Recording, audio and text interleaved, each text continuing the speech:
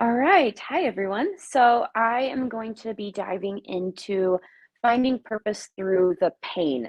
Something that is very near and dear to me, and I think is really important, not to kind of recognize only for yourself, but also for anyone you're around, anyone you work with. So a little bit of backstory as to like who I was prior to the pain, like my big aha moment. So I was on paper kind of like I had hit all the check boxes. I went to school on a full academic ride. I went and got my doctorate and was second in my class. Um, I had tons of even like athletic achievements on top of it. I played music, I sang. So I had all these things where it's like amazing academic achievements, athletic achievements, well-rounded like Renaissance woman, whatever you want to call it. I was also a perfectionist, hardcore perfectionist. And while everything looked great on the outside, if you really got deep down to it, I was just kind of on this hamster wheel of like, okay, like let's check all the boxes. I'm supposed to do all these things. So let's go do the next thing that I'm supposed to do. And I was the person that up until 2017, I was working 40 hours a week in a clinic. I was using a lot of my off time.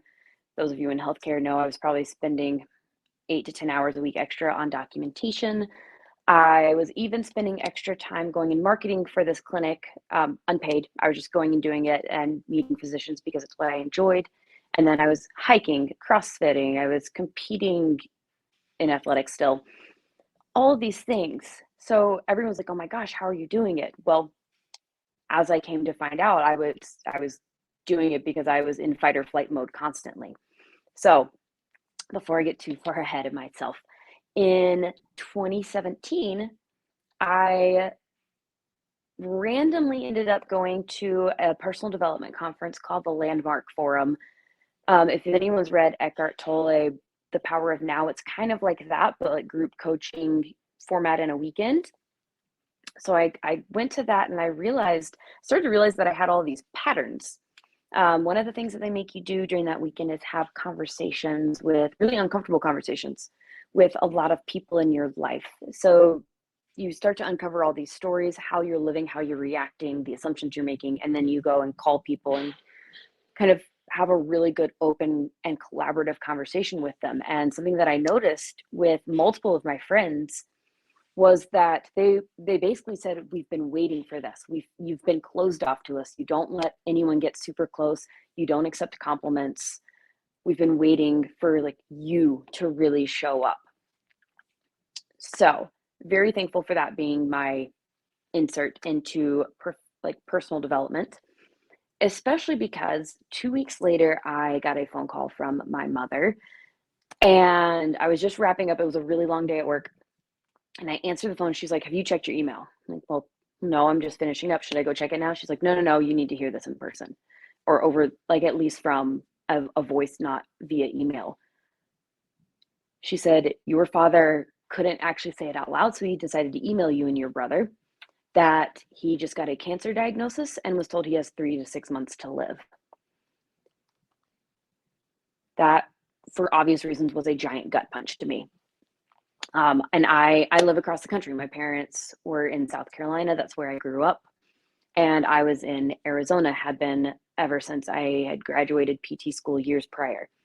So I immediately decided to apply for my license in South Carolina and start flying back and forth. I basically told my company, like, look, I can take FMLA up to 12 weeks. I'm going to space it out. So I would fly back and be his caregiver and help out and spend time with him for 2 weeks. And then I would fly back to Arizona and work for 2 weeks. And I went back and forth like that for 2 months until my licensure went through.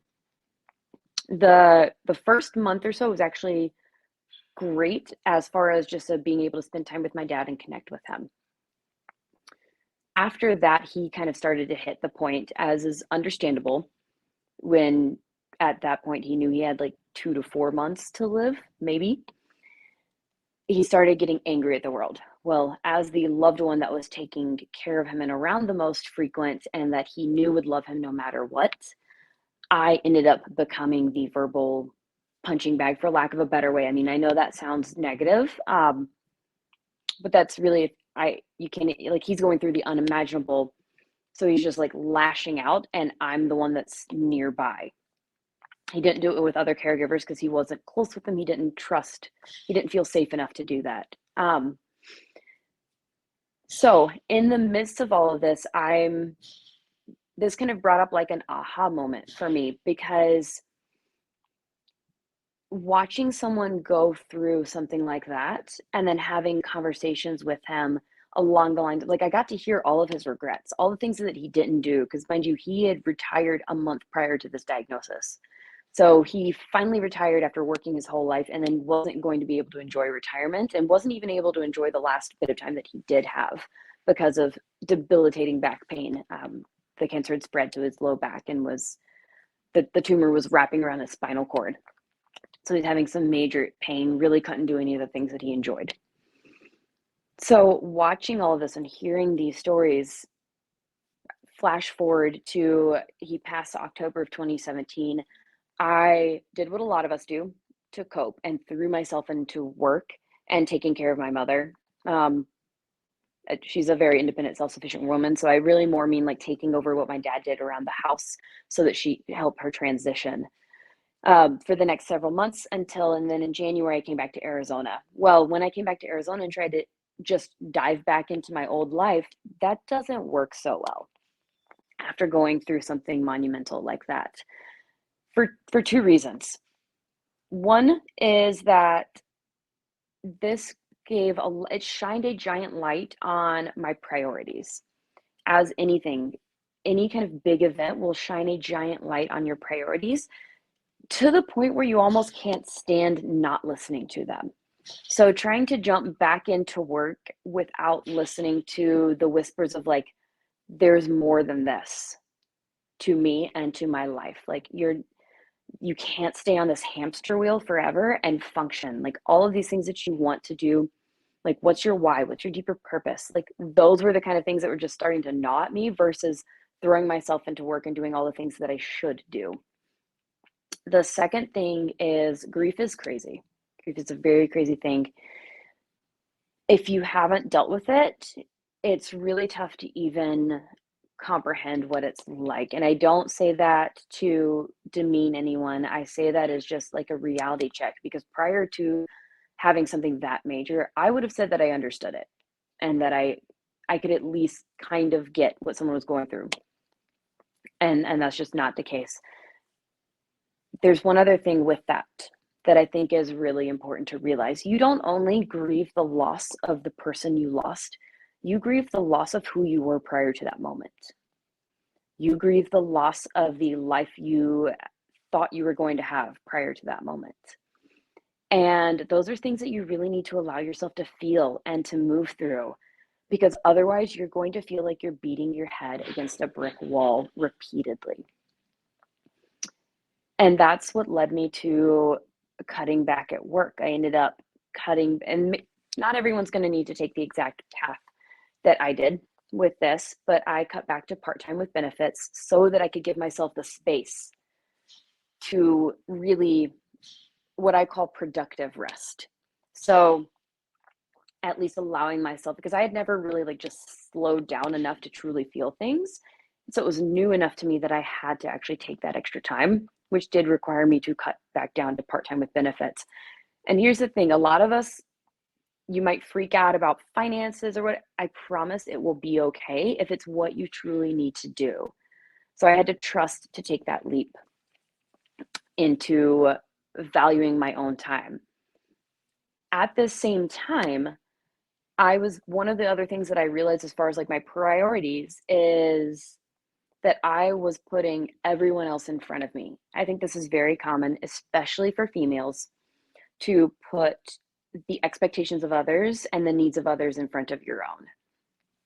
And one of the things that I started to realize, there was actually about the same time I came across a quote, I believe on Instagram. I can't remember whose account it was on, and I've tried to look up this question or quote since, and it just says anonymous, so I'm not sure where it's from. But it says, if I were to ask you to list all of the things that you love, how long would it take before you list yourself? I'm going to say that again. If I were to ask you to list all of the things that you love, how long would it take before you list yourself? That was another gut punch for me because I instinctively knew that I would never have put my name down on that. That just would not have even crossed my mind. And that started me on this journey so I was going through grief and also simultaneously through that grief, trying to work on self-love.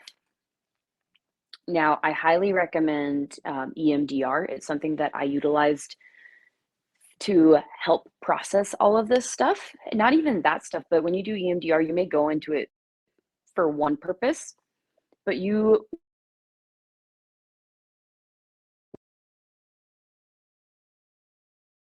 I don't need to go into everything, but we undid a lot of stories from childhood that had just started to surface while dealing with the grief of my father. And I think that's a really beautiful example of how everything is intertwined in life. So hopefully you guys are keeping up with me. I know I'm kind of jumping around a little bit, but I promise it all fits together. So working on self-love, working on going through the grief, and then on top of all of it, I ended up injuring my shoulder. I was snowboarding, and I know this deeply now that physical, mental, emotional, and spiritual health are all intertwined. If you have something that is majorly holding you back in one, it will seep into the others and it will affect your capabilities in the others. So the fall that I took snowboarding is one that I should have been able to sustain. My tissues are strong enough, they should have been able to bounce back from that very quickly. However, since I was in such a deep emotional and mental rut's not the right word, but I was just going through a lot of turmoil, as you can imagine, going through that kind of grief process, because this was October 7th, 2017 was when he died. This was February 2018. So not that long after. And in fact, I would say the trend that I have seen with a lot of people is it's about the 3-month mark after the loss that reality truly hits and you start really diving into what you're feeling. So really shortly after that, I take this fall and I end up tearing my labrum in my shoulder, in my right shoulder. And again, I there's no way for me to know exactly, but I'm really certain without a shadow of a doubt in my heart that I would not have sustained that injury had I not been dealing with grief at the same time. And then on top of it, we don't need to go into my whole recovery because that's not the point of this, but that recovery should have taken 4 to 6 months. Instead, it took 6 to 8 months. I think I was about the 7.5-month mark by the end of it. And that just, again, talks to how giving yourself some grace when you are going through a painful time, whether that painful time be in the physical, mental, emotional, like whatever realm it's originating from or like is the big thing, give yourself some grace in the other areas as well, because it will compile on top of each other. So all of these things are kind of going on at the same time.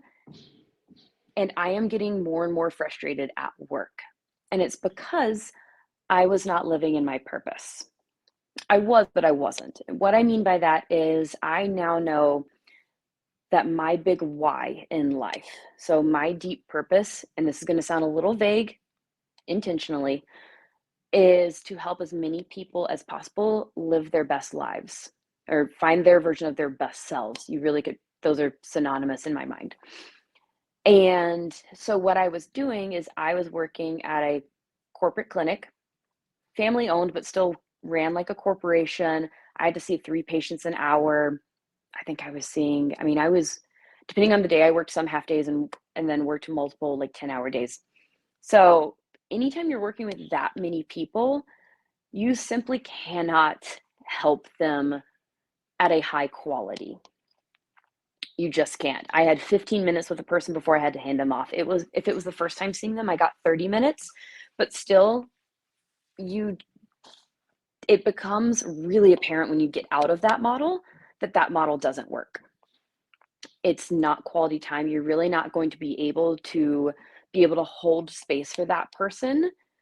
Like you almost have to, hold a boundary to protect yourself. And so you'll do it without even realizing it when you're in that kind of model. So I was realizing that one of two things, I was either completely drained well before my shift ended, which meant I was just irritable and having to hide it for the last several patients, which wasn't good. I mean, if you've ever been around a medical provider that is irritable or not having a good day, like, you know it, you can feel it, and you don't get as good care and you don't feel as good. And then, so I was just bashing my head against this wall, like trying to do all of the work outside of it, but in clinic, not realizing that it wasn't fitting my why. So I have a couple tasks for you. Now, these are things that took me a while to find, meaning, I mean, this was 2018. This was the process of 2018, 2019, and then 2020 when I opened up my own clinic. I spent a lot of time during those years just trying to grasp at answers. I mean, I read so many personal development books. I listened to so many podcasts. I went to so many conferences, all trying to dive into finding what my why is and then finding out how to make that fit with what I thought I wanted to do. So I want to talk about two exercises that I think really, really helped me a lot. One is the perfect day exercise. And the idea behind this is that you write out exactly what your perfect day looks like in detail. Like, I'm going to wake up at 6 a.m. I'm going to do morning routine, and it's going to consist of this, this, and this for the next hour. I'm going to literally break it down to even the minute if you need to. And then on top of that, how you want to feel. If there's anything you want to smell, see, hear, like, bring the senses into it. But the biggest thing is how you want to feel, and then being very intentional. Now, I know a lot of you are probably going to react exactly like I did the first time I heard this exercise and have the question of, well, is this a work day or an off day? Because that's going to change things. No, it's not. Or it shouldn't. And I will say, I don't love using the word shouldn't for obvious reasons. I'm trying to get away from, I built my life now around avoiding what you should do. So with this exercise, really think about if you had the perfect day, what would that look like? It will likely include some income producing actions. It will also likely include some self-love or some me time. It will include time with loved ones, like whatever that looks like for you. Like, what is going to be your perfect day? Really, like, take some time, write that out, recognizing that if it could change 5 years down the road, that's fine. Revisit this exercise. But it's like a guide light from then on. Meaning, if you have an opportunity come up or you have a decision to make and there is something in that opportunity or in that decision that doesn't fit moving towards your perfect day, it's a no, because it's not getting you to where you want to be. It's a distraction. When I wrote out my perfect day exercise, you never really get over grief. So I'm not going to say that I was through grief. I mean, I just had the 5-year anniversary. And while I don't feel like waves are crashing, like, I feel like I can come up for air and I don't feel like I'm getting crashed into anymore, but it still hurts. So when I did this perfect day exercise, I was at least through the part where it feels like uncontrollable waves just crashing you and not letting you come up for air. And I started to write it out, and I realized that the traditional clinic model was never going to fit with my perfect day for a couple of reasons. Anyone who knows me knows that I'm a little bit too much of a free bird to be location and schedule locked like that. So it forced me to decide what I was going to do. So looking at this exercise, I realized that I had community in there. I did still have taking care of others as a physical therapist. At that point, I was also starting to teach and travel the country, teaching other clinicians best practice. And I realized I loved that because I could still indirectly help so many more people if I help a physical therapist do their job better with all of their patients. And so I very quickly realized that actually fits more with my why. Because if that's their best life, if they are truly passionate about staying in the clinic, then by all means, let me help them be even a better clinician. So all these things, I would have figured this out though if I hadn't pulled back from clinic and gotten quiet enough to recognize these things, recognize the mismatch that I had been dealing with for years at that point. The other exercise, let me pause on that. In 2020, I opened up my own clinic because that's the way that I saw to fit my perfect day and then be able to like have chunks of patient care throughout and then still have time for all these other things and be way more intentional with my patient care. I only see one person an hour and I cap my entire week at 20. Now, if anyone is in healthcare in more of a traditional setting, 20 sounds insanely low. I know a lot of people who are in the cash-based practice at this point, and almost everyone agrees pretty much like 20 is kind of the max when you actually start giving really good quality care to the point where I have no idea. Like I know I did it. I know I used to see 20 in a day. I don't understand how, other than the fact that I know how dead I felt inside by the end of the day when I was in that life. I don't think it's possible to be the best clinician you can be and see that many people. Now there are plenty of clinics that actually do it well, that are still maybe the quote unquote traditional, but not the mills, not the ones that just run patients through. So I opened up my clinic in January of 2020, which was super fun timing wise.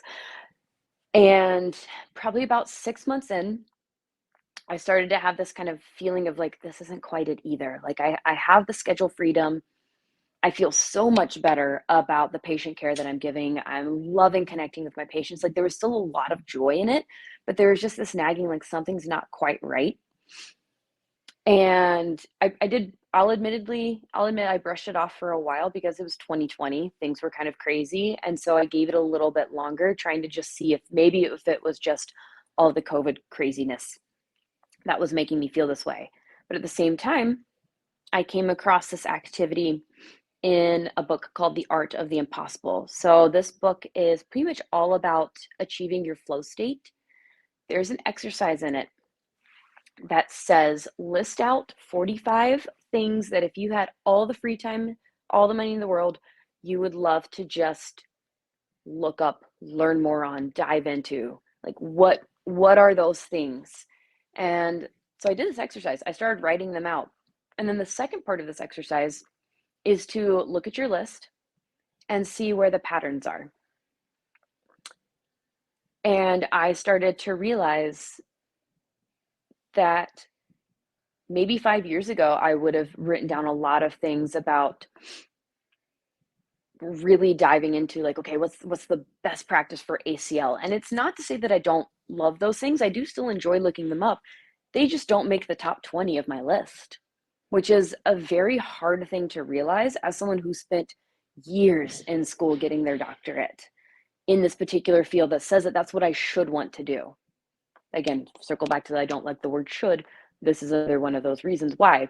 Because 5 years ago, I can now in hindsight look back and be like, sure, those would have been on my list. They probably would have been top 20, but it's only because I was expected to have them be in my top 20. It's only because that was what was expected of me in my chosen profession, versus going through that shoulder injury made me realize that you cannot separate the emotional and the mental from the physical.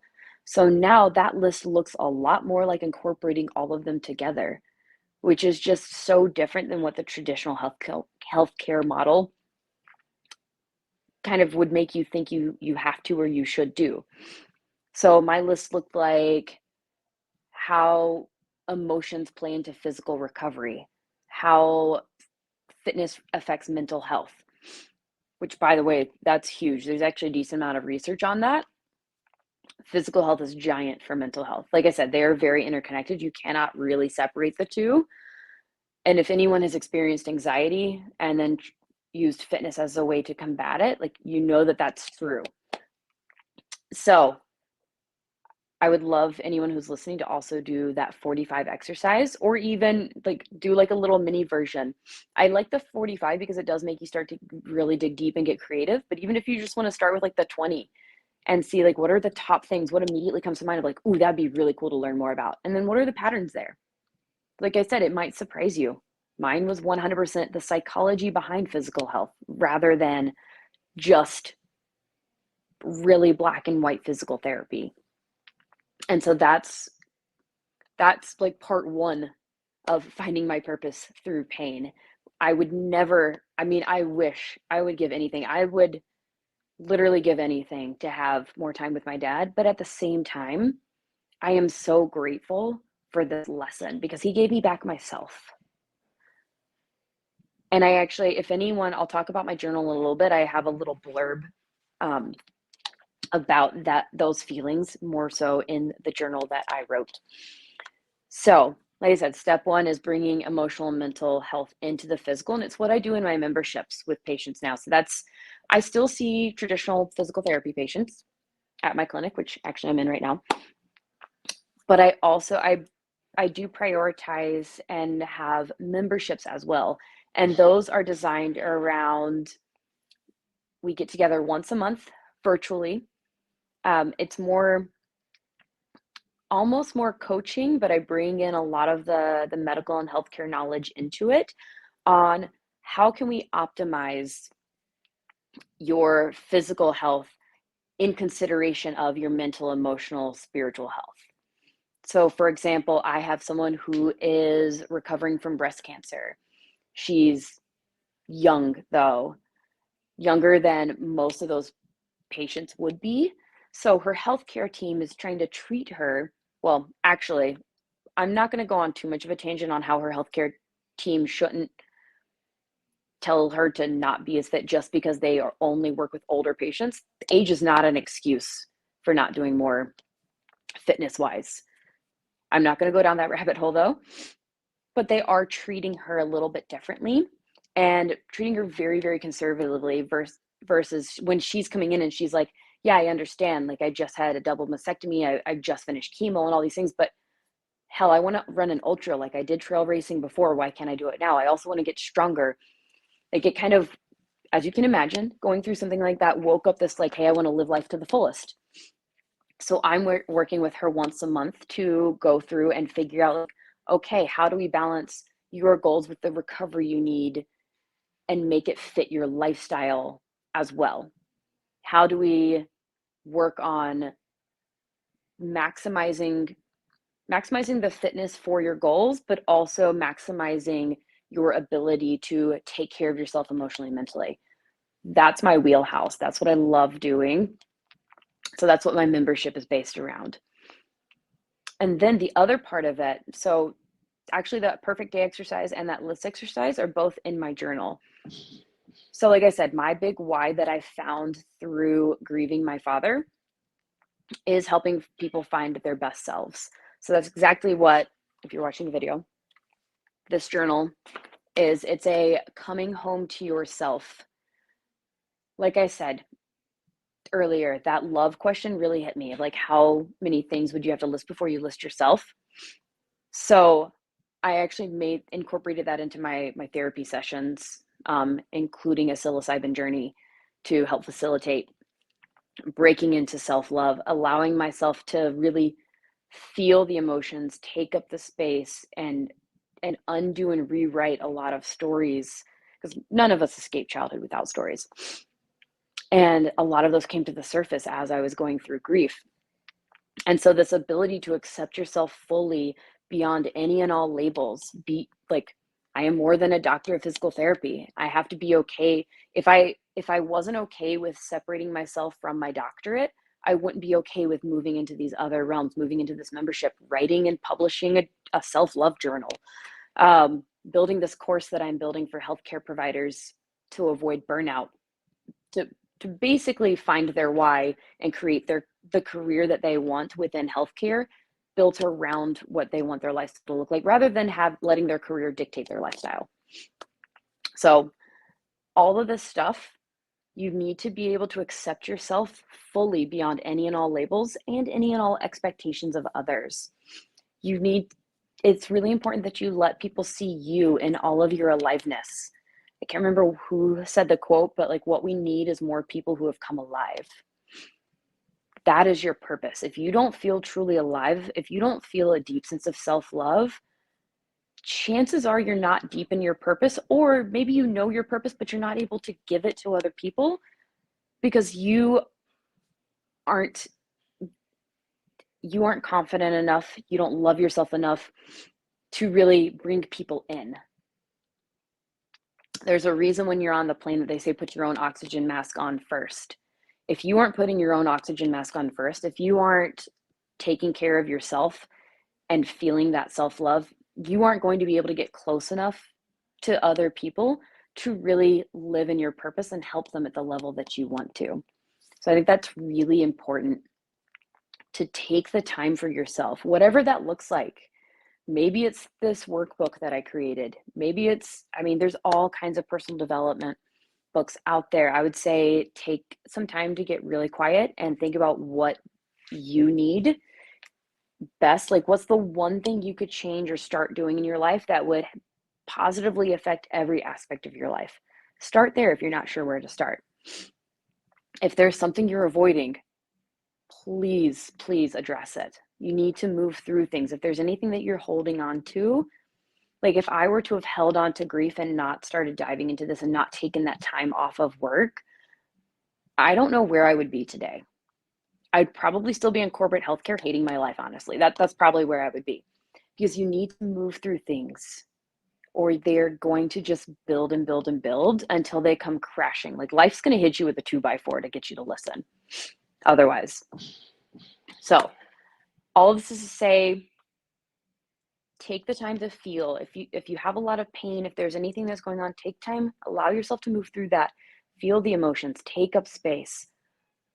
Put on your own oxygen mask first. Work on that self-love and find your why. Allow yourself to live in that purpose unconditionally.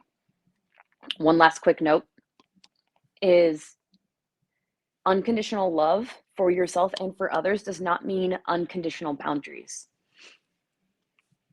Once you find your why, once there is unconditional love for yourself, set the boundaries that you need to maintain that and hold fast to them. Because otherwise you're going to lose your purpose. Not that you'll lose sight of it, but you're going to lose the ability to actually live in it. So I hope this was helpful. For anyone who wants, this journal is available on Amazon. The website below actually has, on the banner, has links for everything. It has links for the memberships. If you are someone who recognizes that you would like some more accountability or direction or guidance as far as optimizing your physical health, your fitness in consideration of your emotional, mental, and spiritual health. If you want kind of like a holistic approach, I'm your girl. Memberships are available there. If you want to, this journal literally is every single exercise that I found deeply helpful in my journey to feeling deep self-love and finding my purpose. It has the perfect day exercise in there, as well as that list and many others, and then about 35 journal prompts in there. That's on Amazon. Also have a link there. And then if you are a healthcare provider, I am currently launching, it will start at the first week of February. I am currently launching a course. It's a group coaching program, and it's designed to help you avoid burnout for good once and for all, and to help design your healthcare career in a way that fits your lifestyle rather than letting it dictate your lifestyle. So thank you so much.